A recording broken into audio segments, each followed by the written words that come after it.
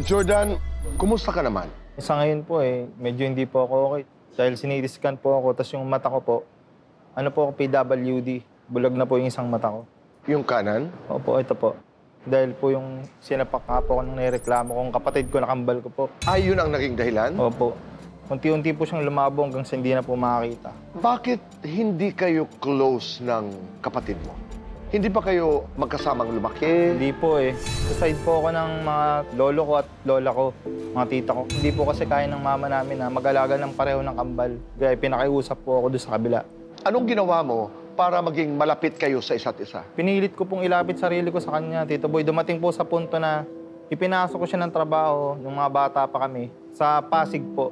Ilang taong ka nun? Siguro po mga 14 years old. Okay. Dishwasher po ako. Oo. And then, nung matagal na po ako doon, naghanap na po ng tao yung amo namin. Ako na po yung servidor, tapos nagluluto na rin po ako. Sabi, humanap ka ng kapalit mong dishwasher. Sabi ko, may kilala po ako. Sir, baka pwede ko pong tulungin kapatid ko kasi may pamilya na. Nakabuntis na po siya na may asawa na siya. Kaya wala po siyang trabaho. Tinulungan ko po siya makapasok doon. Natuwa siya, nagpasalamat ba sa Hindi iyo? po Pero napapansin ko po habang tumatagal, inaangasan niya po ako dumarating sa punto. Siyempre, nagsaserve po ako. Magliligpit na rin po ako ng mga pagkain dahil gusto ko nga siyang tulungan. Ilalagay ko po, binabalya niya po akong ganun. Naguhugas ng pinggan. Sabi ko, Tol, maayos ka, nakatingin yung amo natin. Sabi ko, nakakahiya naman dahil tinanggap tayo ng buo rito. Parang minasama niya po yung sinabi ko na yun, Tito Boy. Sinungaling. Tapos dumating po sa punto na talagang nagkapisikala na po ako. Hindi ko na po matiis Ginaganon niya po ako. Lagi niya akong binabalya. Tapos pinaparinggan ako. Sip-sip ka. Ginaganon ako. Ikaw ang sip-sip.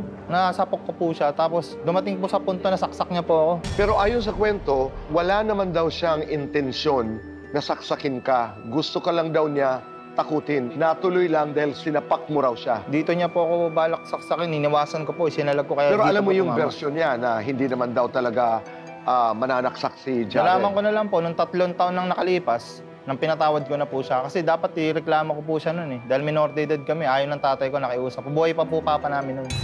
Kuya ko siya, dapat siya yung nagtatanggol sa akin, kakampi ko sa lahat ng bagay. Sumama po talaga loob ko. 3 taon nang nakalipas bago ko siya napatawad at kinibo. Kahit anong hingin, nagpapasabi siya sa mga kaibigan namin na baka pwede akong kausapin. Sama po talaga ng loob ko Ayoko siya makita. Ang gusto ko, napatawad na kita pero huwag kang humarap sa akin. Kasalanan mo rin yun, kaya nangyari yun. Di ang nangyari, Tito Boy, 3 taon napatawad ko siya. Dumating na po sa punto na nagsisi na ako kasi may anak na po ako. 17 years old, nagkaanak na po ako, nagkapamilya.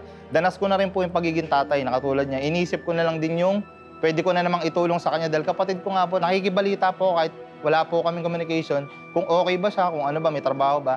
Nagtatrabaho naman po ako nito sa tubigan. 17 years old po ako, mga 2008. Pahinanti po ako ng tubigan, yung mineral water. Ngayon, nangailangan na naman po ng isang tao. Pre-resinta ko na naman siya dahil akala ko pa magbabago. Ano ang hinahanap? Pahinanti po, kapalit ko. Ako naman driver. Di pre-resinta ko po. Pinasok ko, ganun na naman po ang ginawa unang araw. Taga-dishwasher siya, tsaka pahinanti ko. Nag-away na naman po kami. Sinapak niya po ako sa mata. Ayun po yung araw na hindi ko makakalimutan. Bakit kayo nag-away? Ganun po, naiinggit siya. Gusto niya na naman maging driver siya. Gusto niyang tumalon sa posisyon ko, ayaw niya paghirapan po. So, anong nangyari doon? Saan nauwi yung away na yon? Siyempre, lumabang po ako. Natanggal po kami pareho. Hindi na po ako nagkaso na naman kasi wala naman po mata ko lang, iniisip ko okay lang. Yung lumakad po yung taon, nagpa-hospital po ako dahil parang nalalabo po yung sa mata, parang may ulap. Tinanong po ako kung may tumama ba sa mata ko na matigas na bagay. Sinabi ko po may sumuntok sa mata ko yung kapatid ko. Yun nga po yung dahilan ko ba't ako nabulag. PWD po ako, Tito Boy. Talagang hindi na po siya nakakita. Yung isang mata na lang po. Pero pagkatapos noong nangyaring iyon, wala nang ibang away. Meron po yung latest na Ito to. yung latest? Opo, yung mag-iisang buwan pa lang. Sa totoo lang po talaga, ano lang po sa hospital Nasugod po kasi ako sa high blood. Niisip ko po yung anak ko, yung future, dahil patay na po yung mama niya, wala na kami mga magulang. Gusto ko po makatulong sa anak ko. Balo ka? Opo, balo. Okay. Pero may kinakasama po akong bago. Okay. Wala po kaming anak. Di high blood ako, nagpapagaling po ako. Namatay po yung isang kaibigan namin. Nakiusap po yung kuya na baka pwede niyong puntahan yung kababata niyo dahil kahit sa huling lamay makita niyo. Nirespeto ko po yun. Ang nangyari po, Tito Boy, tumawag po yung asawa niyan. Nakiusap na gusto kang makita ng kambal mo. Ang Niya asawa niya na si Roslyn. Si Roslyn. Okay. Magkita daw kayo doon sa may lamay nga po. Pero bago yan, Hindi na kayo nag-uusap, hindi kayo Hindi nagkikita? po, wala po talaga kami Wala kayong communication. kontak? Wala po. So anong nangyari? Meron bang agreement na araw pupunta kayo Oo, doon? ganong araw po. Nagpunta po ako silang, wala. Na-late po sila. Ngayon, hindi nga po ako pwede magtagal, Tito Boy. Mag-isa ka lang? Kakalabas ko lang po ng ospital. Okay, sige. So, ang nangyari, sumilip lang ako sa kaibigan ko, pinagdasal ko lang yung kaluluwa niya, yung labi niya. Nagpaalam rin po ako sa kapatid niya. Napakasabi na lang po doon sa kapatid kong kambal ko, pag nagpunta, umuwi na po ako. Kinasama po ng loob niya yung Tito Boy. Dumating po sila doon, wala ako, di ba? Ang dami na pong pinagsasabi ng asawa niya sa text. Inaway po ako na wala raw kwentang kapatid, walang isang salita. Parang nag-trigger po to, nag-inom doon hanggang umaga. Bago ilibing yung kaibigan na, last lamay po yun eh. Sumugod po siya sa bahay, alas 10 ng umaga. Ganun po yung katok niya. Sabi ng asawa ko, andiyan yung kapatid mo. Eh di binuksan niya pinto. Lumusob po sa akin, Tito Boy, kakagising ko lang.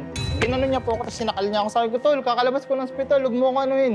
Ayun po yung dahilan kung bakit po ako dito nagpunta dahil binantaan niya ako. Sabi niya, kung ikaw din naman na kapatid ko, papatayin kita. Sabi ko, Tol, intindi mo yung sakit ko, bakit ganun, umuwi ako, hindi kita nakaharap. Pasensya mo na.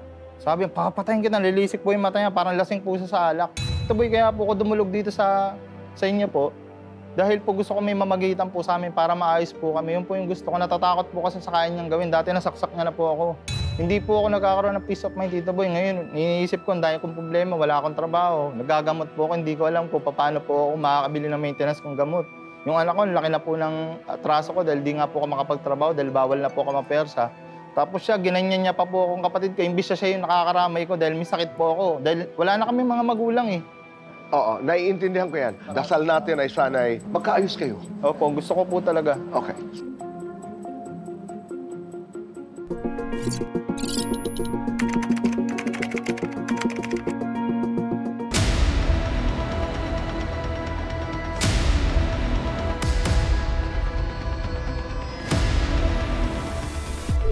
Jared, narinig mo yung salaysay ng iyong kapatid. Anong nais mong sabihin? Anong kwento mo? Sa akin naman po, yung iba po ron, totoo. Pero medyo may ibang sinungaling, siyempre. Minsan, binibitbit niya yung sarili niya eh. Minsan po, yung hindi totoo doon, yung parang lagi ako po yung masama, pero minsan siya na may kasalanan. Kunyari, nauna lang po siya sa lamay pumunta nun kasi may nasikaso rin po ako. Yung tipong parang napakasimpleng bagay, pinapalaki niya po. Hindi yung totoo. Eh, tuloy, nakasagutan niya rin po yung asawa ko nun. Hindi naman dapat sila nagsagutan doon sa chat yata nila yun eh. Narinig ko po yung mga sinasabi niya kanina. Ganun So, po. okay. Bakit kayo nag-away? Doon muna tayo doon sa lamay. Ang nag-trigger ba noon dahil sa nagkasagutan sila ni Oo, kaya Roslyn? po ako nagalit. Ano ang kwento doon? Kaya rin po kasi nagalit. Ako po yung inaway ng asawa ko. Sisinungaling daw po ako. Kasi nalasing ka. Oo, yun po yung totoo eh. Uminom Nagalit ka. po siya kasi 2 araw po ako doon, di po ako umuwi. Siya po yung sinisi ngayon. Kaya nagkasagutan. Eh ako naman po, kaya ginawa ko rin mag-inom po dahil sa pakisama at sa ganung paraan mo na lang makakanuli yung kaibigan mo. So, ibig sabihin, nung inaway ka ng asawa mo, pumunta ka kay Jordan. Nga po. At inaway mo si Jordan. Opo. Anong nangyari? Nag-iinit po kasi ulo ko eh. Ayoko nang parang kung kausapin niya sa ako, parang ibang tao eh. Oh. Mabait naman po asawa ko. Ang totoo lang, matalak lang po talaga kasi parang Bisaya waray po kasi. Imbis na pag-usapan ng simpleng chat lang. Nauwi sa mga sumbatan po kasi, pangit po yung ganun eh. Ayun po, minsan kinakaya ko sa kanya, kaya iniisip ko, parang ang pangit naman ng ugali niya. Kung ituring niya ako, parang akong ibang tao. Puntahan lamang natin ng mga bata pa kayo. Bakit parang hindi nyo mahal ang isa't isa?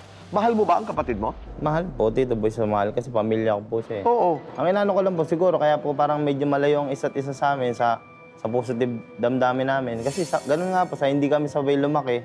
Ako po, sa magulang ko ako lumaki sa Fortune. Nabubuhay pa nanay tatay ko po. No? Ngayon kasi wala, patay na po pareho eh. Buhay pa mga magulang natin, ganyan ka na eh. Bata pa lang po kasi yan, pinilit po itira sa bahay yan, nung mga siguro 3 years old, 4 years old. Naglalayas po siya.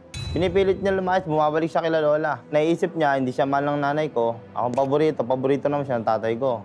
Kaya yung ginawa ng tatay ko, gumamparaan, doon na lang po tira sa lola ko. Para walang gulo. Opo. Tapos grade 4, grade 5 yata, nagkita kaming dalawa. Wala pa ako medyo isip na, naalala ko na yung bata pa siya, naglalayas siya eh. Sabi ng mga klase, uy, magkamukha oh. Tingin na kami dalawa, oo nga, kamukha ka kita. Kapatid ba kita? Sabi na yun, magkapatid. Doon namin nalaman na magkakambal po pala kami. Okay. Puntahan natin nung kayo 14. Opo. Ano ang version mo? Kaya naman po nangyari yung saksakan na gano'n. Nagtatrabaho po kami sa Pasig sa kalendarya po noon. Ano po, hugas-hugas po ko siya, medyo nagluluto-luto na. Nagkaroon po siyang chicks doon. Ako naman, naging kaibigan ko lang yung babae. Tapos parang minsan, lagi niya na ako inutos-utusan, tapos lagi niya sinaglalambingan. Ang dating niya, parang ako yung nagsiselos doon. Kaya ngayon, nag-away kami, nagkaroon kami sagutan doon. Doon, nagpang-abot po kami. Sinuntok niya ako una eh. Eh, ako maglalaba po noon. May hawak ako na parang powder na sabon. Bubuksan ko po sana. Ngayon, bigla siya umambas, sinuntok niya ako sa mukha. Ngayon, pagkadyot ko gano'n, sa lag ko. Dito tumama sa kamay niya. Hindi ko naman siya intention, parang tinakot ko lang sana siya. Hindi. Sinaksak mo ako noon, nakailag lang ako. Hindi. Dibdib ang tama ako. Parang hindi niya ituloy. Ngayon, sinapak niya pa no, kaya ang laki ng baon niya dito noon. Wakwak po talaga. Pero nung sinapakan niya, Kasi iniisip niya, sa katawan ko siya titirahin. Pero ang totoo, sa kamay lang talaga yun. Pananakot ko lang para hindi niya ituloy. subali ang version mo may kinalaman sa babae. Oo, parang ganun. Nagsiselos Hindi po siya dahil kasi. sa naiinggit siya Ay, sa ako kanya. pala pinagkakamali nagsiselos. Pero ang totoo, hindi po ako naiinggit sa kanya. Sip-sip po siya eh. Ayun po yung kinakayamot ko minsan sa kanya. Sa pagiging sinungaling niya, sip-sip siya. Doon siya parang nakukuha niya yung loob ng tao kasi nga, minsan ako yung parang nasisiraan niya. Siya yung nagiging mabuti sa paningin na iba. Eh ngayon, So meron talagang problema. minsan po, may ganun Oh, talaga. meron talaga. Pero hindi kayo yung tipong magkapatid na, Tol, halika nga dito, usap nga tayo. Ano ba ang diferensya? Wala pa kayong pagkakataon na gano'n? Wala pa naman po kasi Wala medyo pa. sa isip namin. Kahit anong sabihin sa'yo ngayon, parang wala lang. Nilalabas sa kabilang tenga niya. Tumawid tayo doon nung kayo'y 17 years old naman. Anong nangyari? Kasi nga po, porkit driver ka, kapatid mo ako. Isa pa yun, kaya kinakatampo para laging ibang tao sa kanya. Porkit helper ako, kung lagi pagbubuhatin mo, 3rd floor hanggang 4th floor, mag-isa ako, buhat-buhat ko. Ilang pirasong pabalik-balik ng galong-galong po. Painanti ka, natural lang magbuhat ka. Pinasok kita ng trabaho, gusto mong trabaho, di ba? Di sana kung may push out elevator, wala, hagdanan lang po. Kasi yun yung tulungan mo yung kapatid mo man, nakikita mo nahihirapan, tatawanan mo pa. Eh, hindi niya ako matulungan. Kaya yun, nag-init dugo ko, nagkasagutan na naman, nagkaupakan kami. Nasuntok ko po yung mata niya. Siguro, hindi ko naman po intention lagi sasaktan. Nadadala lang ako kasi nananakit din naman siya. Tinadyakan niya ako noon, kaya ako siya nasuntok eh. Siya una pong nananakit lagi. Kahit sabihin mo medyo mild lang yung sakit niya, siyempre minsan, nagtitrigger, nag-ano din yung paningin ko, nagdidilim din. Ayoko kasi nang sinasaktan po eh. Sumasama loob ko pag ginaganon po ako eh. It's not too late. Diba? Mga bata pa kayo eh. Ang gusto ko po, Tito Boy, nandito po kami kay Kuya Alan. Ate Pia, Ate oo. Pia, kay Tano, sa inyo po, Tito Boy. Magkaayos na po kami na maayos Oo. talaga. Tapos tanggalin na po namin yung mga dati nakasanayan namin, yung mga Tama. bad po namin. Gusto ko po, yung pagbabago naman po. Magmahalan kami. At pwede mag-umpisa ngayon. Oh. Diba? Sigurado ako na may pupuntahan ng pag-uusap na ito dahil merong mang relasyon na hindi masyadong nabuo nung kayo'y mga bata pa. Pero pareho kayo ng gusto. Alam nyo na bilang magkapatid dapat nagmamahalan kayo.